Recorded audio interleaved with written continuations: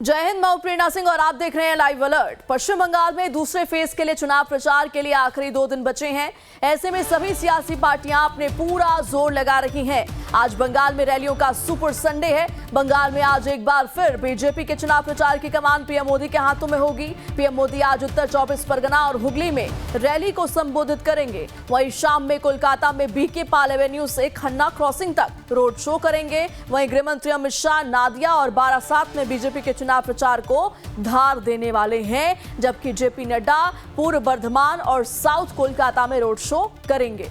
वहीं सीएम ममता बनर्जी आज अपने चुनावी क्षेत्र भवानीपुर में प्रचार करेंगी। इस दौरान दिल्ली के पूर्व सीएम अरविंद केजरीवाल भी ममता बनर्जी के लिए वोट मांगते नजर आएंगे। तो कुल आपको 6 तस्वीरें दिखा रहे हैं। प्रधानमंत्री नरेंद्र मोदी लगातार हुंकार भर रहे हैं पश्चिम बंगाल में, और आज बंगाल में रैलियों का सुपर संडे होने वाला है। कांग्रेस से लेकर के बीजेपी और बीजेपी से लेकर के टीएमसी तक सब इस 48 घंटे को, ये जो आखिरी 48 घंटे हैं चुनाव प्रचार के लिए, उसको भुनाने की जद्दोजहद में नजर आ रहे हैं। अमित शाह, जेपी नड्डा, शुभेंदु अधिकारी, ममता बनर्जी और ममता बनर्जी के पक्ष में अरविंद केजरीवाल आज जनता से वोट की अपील करते हुए नजर आने वाले हैं। अब ऐसे में देखिए, बयानबाजियों का दौर लगातार जारी है और देखने वाली बात यह होगा, बेहद दिलचस्प होने वाला है कि किस तरीके से एक दूसरे पर निशाना साधने की ये तमाम प्रमुख चेहरे अपने अपने पार्टी के करने की कोशिश करते हैं। दूसरे दौर का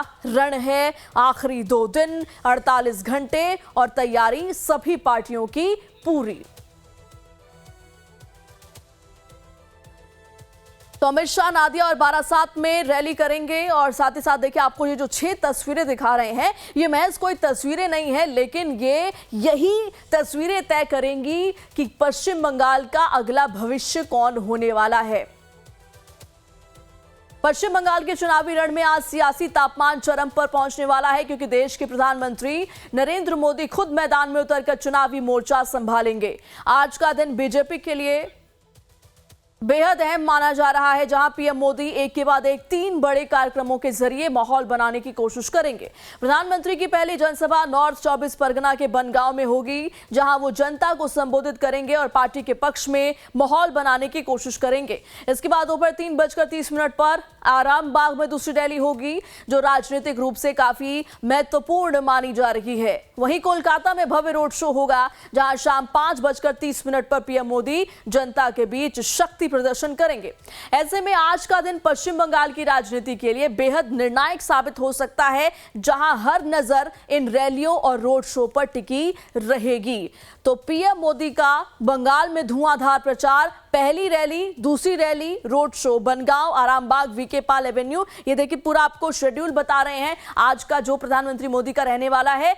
नॉर्थ 24 परगना, हुगली, कोलकाता, ये तमाम देखिए रैलियां इन जगहों पर प्रधानमंत्री मोदी करेंगे। तो कुल मिलाकर पूरी कोशिश ये है कि जो सेकेंड फेज की लड़ाई है, उससे पहले एक हद तक जो है जनता को अपने पाले में ले लिया जाए, कर लिया जाए। अब किसके पास कितनी फीसदी सीट है उस पर आप एक नजर डालिए।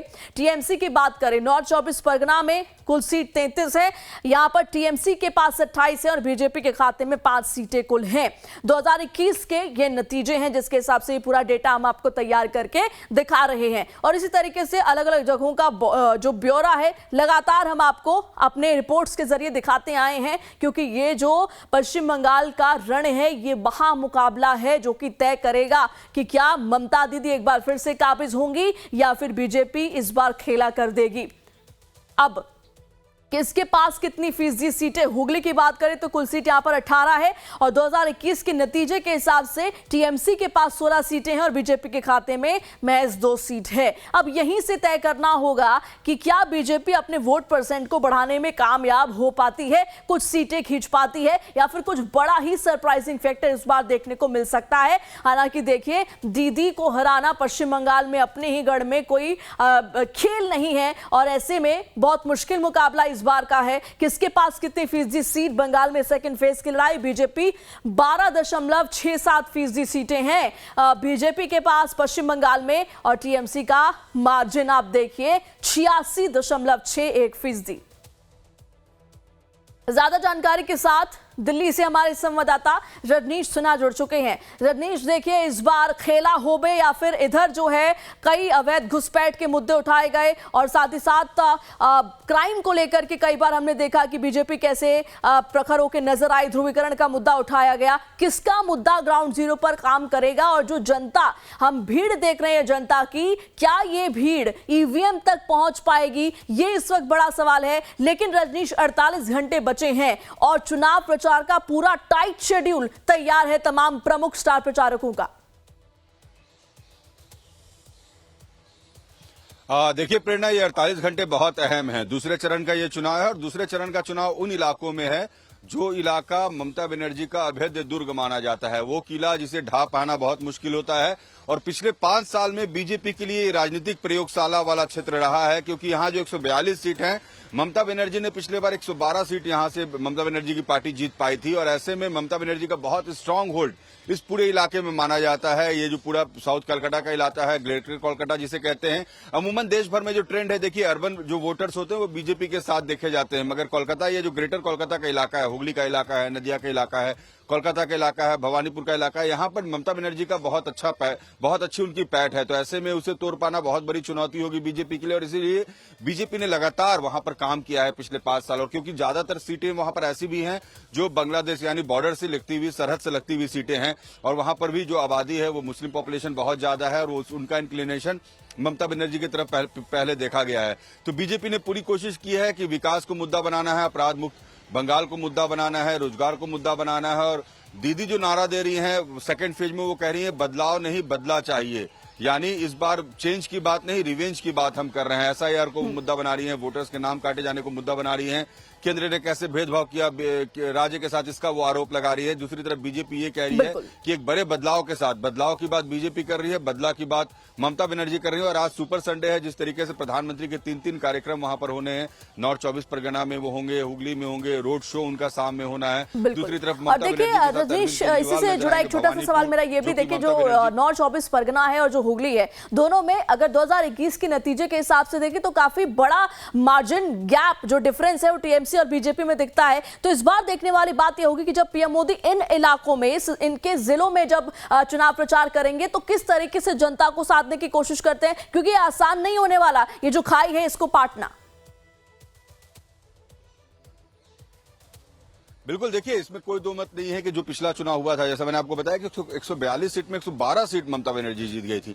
तो आप सहज अंदाजा लगा सकते हैं प्रेरणा की ममता बनर्जी की उस पूरे इलाके में पैठ कितनी ज्यादा है, चाहे वो साउथ कलकत्ता का इलाका हो, ग्रेटर कोलकाता का इलाका हो। और यही कारण है कि बीजेपी ने लगातार ये कोशिश की कि पिछले 5 साल में घुसपैठ का मुद्दा, विकास का मुद्दा, रोजगार का मुद्दा, संदेश खाली का जो इलाका है वो उसी में आता है क्षेत्र, वो इलाका बहुत ज्यादा चर्चा में रहा था। जो कार हॉस्पिटल कांड हुआ था, आरजी कार, और वहां पर जो पीड़िता की मां को उन्होंने टिकट दी है, तो महिला के सशक्तिकरण, महिला की सुरक्षा का मसला भी बार बार वो उठाते रहे हैं। पिछले दिनों जो संसद में महिला आरक्षण बिल आया और इस पर जिस तरीके से विपक्ष का जो रुख देखने को मिला, इस मसले को भी उठा रहे हैं कि देखिए बीजेपी जो है महिलाओं के लिए सोचती है, उनकी राजनीतिक भागीदारी के लिए सोचती है, जबकि दूसरी पार्टियां नहीं सोचती है।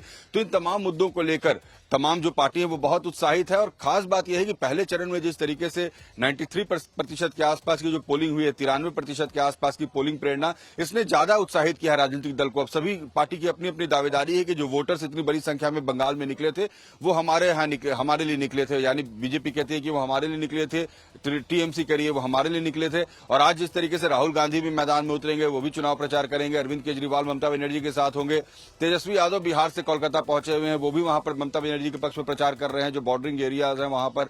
तो जिस तरीके से ममता बनर्जी भले ही वहां पर अलायंस में चुनाव नहीं लड़ रही हो, लेकिन जो उनके अलायंस पार्टनर रहे हैं या जिनसे उनके अच्छे संबंध रहे हैं, उन तमाम राजनीतिक नेताओं को बुलाकर और वहां पर उन दिग्गजों के जरिए भी उनके जो वोट पॉकेट्स हैं, जो अलग अलग, यानी बिहार के रहने वाले अगर लोग हैं तो उसको तेजस्वी यादव से वो एड्रेस करा रही हैं, अरविंद केजरीवाल के थ्रू जो लोग यहाँ से प्रवासी बहुत सारे गए हैं दिल्ली से, उनको एड्रेस करवा रही हैं। तो ममता बनर्जी की अपनी एक गोलबंदी है और बीजेपी जिस तरीके की जोड़ लगा रही है, आप देखिए जेपी नड्डा भी होंगे, राष्ट्रीय अध्यक्ष नितिन नवीन भी होंगे, गृह मंत्री अमित शाह भी होंगे, प्रधानमंत्री नरेंद्र मोदी भी होंगे। तो आप सहज अंदाजा लगाइए कि किस तरीके से बीजेपी ने पूरी ताकत झोंकी है। वक्त कम है, कल शाम में 5 बजे के बाद चुनाव प्रचार खत्म हो जाएगा और दूसरे चरण का चुनाव बहुत ही इंपॉर्टेंट है। जी बिल्कुल ठीक कहा आपने, काबिल विस्तार से आपने समझाया। रजनीश, आप जुड़े रहिए हमारे साथ। वापस लौटती हूं। पश्चिम बंगाल की राजनीति में इस समय बयानबाजी का भी दौर जारी है। 48 घंटे के आखिरी रण में अमित शाह ममता बनर्जी के बीच जुबानी जंग तेज हो गई है। अमित शाह ने गुंडों को उल्टा लटकाने की बात कही तो ममता बनर्जी ने इसे हिंसक टिप्पणी करार दे दिया और उनके खिलाफ केस तक करने की बात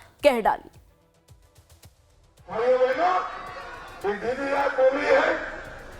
कि गुंडों को उल्टा लटकाने की बात करें, हम कोर्ट में जाएंगे तो दीदी क्या करे? गुंडों के गले में फूलमाला डाले? अब बता दो जरा बंगाल की जनता को, भाई गुंडों को फूलमाला डालो। दीदी, फूलमाला हम बंगाल की माता बहनों के लिए रिजर्व रखेंगे, गुंडों को जेल की सलाखों के पीछे। और आप ज्यादा घूमिए, आपको देख के वोट आउट चला जाएगा कि आपने सब वोट काट दिया ना, বাংলা को বেইজ্জত किया, অত্যাচার किया। জিজ্ঞেস করুন আপনি কি করে দাঁড়িয়ে মিটিংয়ে বলছেন যে ঝুলিয়ে দেওয়া হবে পা ওপরে আর মাথা নিচে। আপনি হিংসার কথা বলছেন, সন্ত্রাসের কথা বলছেন, কিন্তু আমি জানি কোনো ব্যবস্থা এদের বিরুদ্ধে কেউ নেবে না। কিন্তু লয়ার যারা এখানে আছেন তাদের বলবো, ভিডিও আমার কাছে আছে, আমি দেবাঞ্জনকে দিয়েছি, কেস করবেন। এটা ইটস এ ক্রাইম, এ কথা হোম মিনিস্টার বলতে পারে না। ममता बनर्जी के बयान को लेकर अमित शाह ने भी पलटवार किया और ममता पर निशाना साधते हुए कहा कि क्या आप दीदी चाहे जितना विरोध कर लें, गुंडों को उल्टा लटकाया जाएगा। सरकार बना दीजिए, मैं आपको वादा करता हूं 5 तारीख के बाद 7 बजे छोड़ दीजिए, 1 बजे छोटी बच्ची भी निकलेगी ना, कोई गुंडा नजर उठाकर नहीं। और किसी ने हिम्मत करी तो दीदी कितना भी विरोध करो, मैं फिर से बोलूंगा, उल्टा लटका कर पूरा करें। इसके साथ साथ अमित शाह ने बाबरी मस्जिद को लेकर भी दो टूक कह दिया कि देश की धरती पर किसी बाबरी मस्जिद के लिए जगह नहीं है। सुनिए। मोदी जी ने अयोध्या में राम मंदिर बनाया, अच्छा किया या बुरा किया? जोर से बोलो, अच्छा किया या बुरा किया? एक और, मोदी जी ने राम मंदिर बनाया, 550 साल के बाद राम का मंदिर बना, और दूसरी ओर दीदी अपने चट्टे पट्टे हुमायूं कबीर से बाबरी मस्जिद बनाना चाहती है। दीदी मेरी बात कान खोल कर सुन लो, जब तक भाजपा का एक भी कार्यकर्ता जिंदा है, बंगाल की भूमि पर हम बाबरी मस्जिद नहीं बनने देंगे, नहीं बनने। मुझे बताओ युवाओं, बंगाल में बाबरी मस्जिद बनाना चाहिए क्या? जोर से बोलो, बनाना चाहिए? आप चिंता मत करो, हम बाबरी मस्जिद नहीं बना देंगे। वहीं बीजेपी टीएमसी के बाद अब कांग्रेस भी चुनावी मैदान में खुलकर सामने आ गई है और सिर्फ भारतीय जनता पार्टी पर नहीं, अब राहुल गांधी दीदी पर भी सीधा अटैक कर रहे हैं। कोलकाता में जनसभा कर रहे राहुल गांधी ने कहा कि मोदी सरकार ने मेरे खिलाफ कई केसेस दर्ज किए, लेकिन ममता बनर्जी के खिलाफ कोई कार्रवाई नहीं की गई। 36 में से क्यों? क्योंकि मैं नरेंद्र मोदी से, आरएसएस से 24 घंटे लड़ता रहता। आज मैं यहां आया हूं, मैं बेल पर हूं। मैं आपसे पूछना चाहता हूं, ममता जी का ईडी ने कितना इंटेरोगेशन किया है?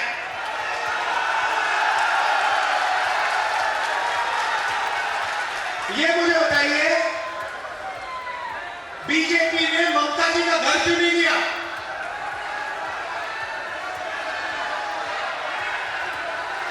उन पर 36, 38, 40 केस क्यों नहीं है? राहुल गांधी के आरोपों पर टीएमसी मंत्री शशि पांजा ने पलटवार किया। क्या कुछ कहा, सुनिए। Some very irresponsible remarks by Rahul Gandhi. He feels that he's been chased by the BJP leadership.